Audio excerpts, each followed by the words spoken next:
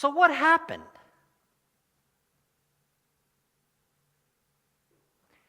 What happened to that first man and woman? You remember the verse I opened with, the passage? They're hiding from God.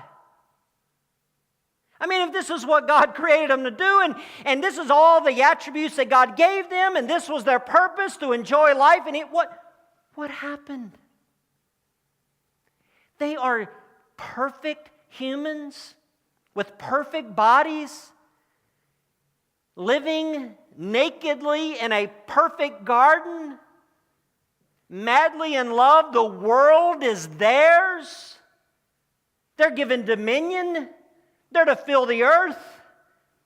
But we find them in Genesis 3:8 hiding from God, ashamed, afraid. What happened? Well, Genesis 3 explains it to us, and in short, this morning they quit trusting God and began to listen to the devil's lies. Satan had led them to conclude, watch this now, he had led the woman and the man to conclude that God did not want the best for us. Or to put it a different way, Satan had convinced them that there was something out there better than what God had given us. Think about all that God had given us. Think about all that He had given us. And yes, He put parameters around it. And yes, He put rules on it. And yes, He said, this is how to do it. And Satan said He did all of that because He's hiding something from you. There's something out there that's better than what He's telling you.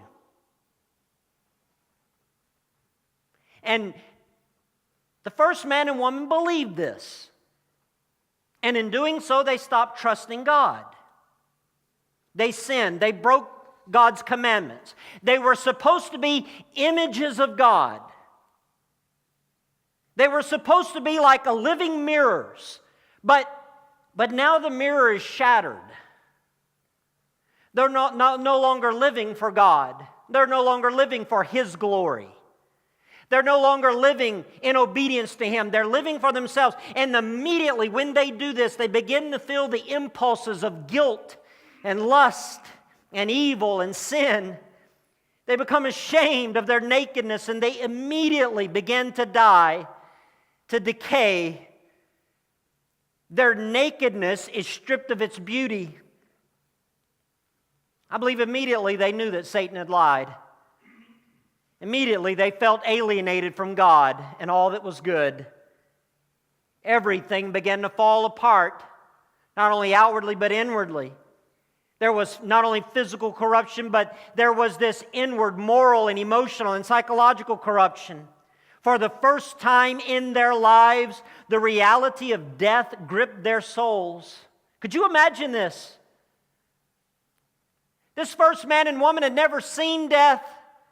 They had never seen humans die. They were the first humans, so they had never been to a funeral. They had never seen this process. But now death is upon them and they can feel it. What horror must have gripped their souls. They were losing it all. They were losing each other. They were losing it. There was fear, there was anxiety, there was shame. And frantically, they went out and they got fig leaves, and they began to sew these fig leaves together to cover their nakedness. And that's such, it's amazing. It's audacious. The fact that somehow they felt like that if we cover it up on the outside, it takes care of it all, right? Maybe we can just put a fix on the outward, even though they knew the problem was on the inside. They were faithless. They left God. They had sinned. And then in verse 8 of chapter 3, they heard God coming in the garden. And this scared them.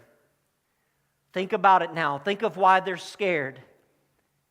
Go back now and think about how they had been created, what they had been created for, what they were enjoying, and now all of a sudden it was all gone, and they were scared. They were fearing for their lives. They were hiding from God. They remembered what God had said, you shall surely die, and what was going to happen when He found them.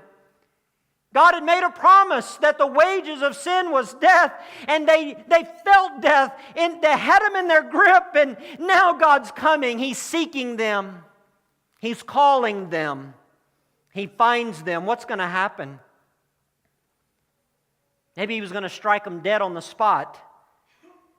Maybe God, think about this, maybe even worse than striking them dead, maybe God was just going to walk away. Maybe He was going to depart from them forever and let them die slowly and alone.